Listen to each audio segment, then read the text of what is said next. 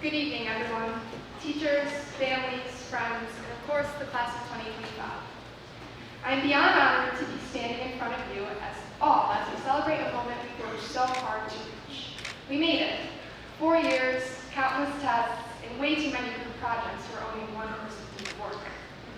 This is the end of a big chapter, but more importantly, the beginning of another.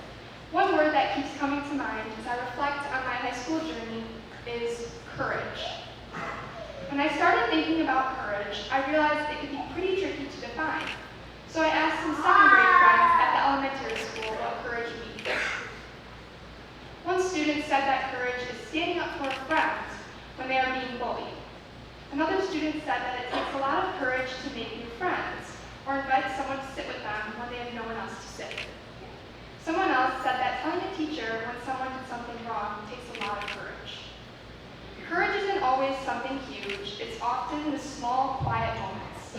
We need courage for the everyday choices we make when facing something scary, uncomfortable, or new.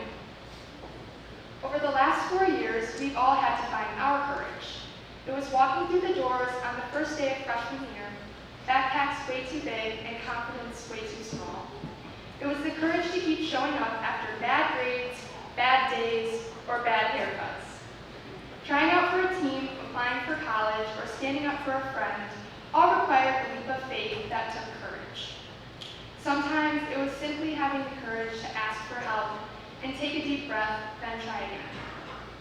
Collectively, we've lived through challenges none of us could have imagined. We've grown through personal struggles, academic stress, and the constant pressure of figuring out what's next. But we're here, we're still standing and still moving forward. And that, to me, is the definition of courage. To our teachers, thank you for your patience, your passion, and for answering the same question more times than anyone should have to. To our families, thank you for your unconditional love, support, and strength. You gave us the roots to grow and the courage to soar. And to the class of 2025, thank you for the memories, the laughs, the lessons, and the resilience, and for modeling what courage looks like every day. As we step into the next chapter of our lives, whether it's college, a career, the military, or something still taking shape, there will be fears and doubts, but there is also opportunity. I hope we remember that courage isn't about not being afraid, it's about doing it anyway.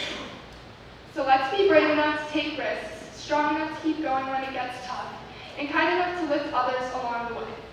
Let's be like those elementary students.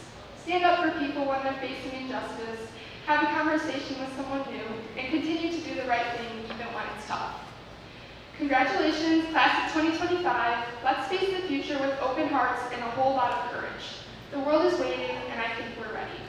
I would now like to invite my friend Julia Wise up to the podium as our next speaker. Thank you.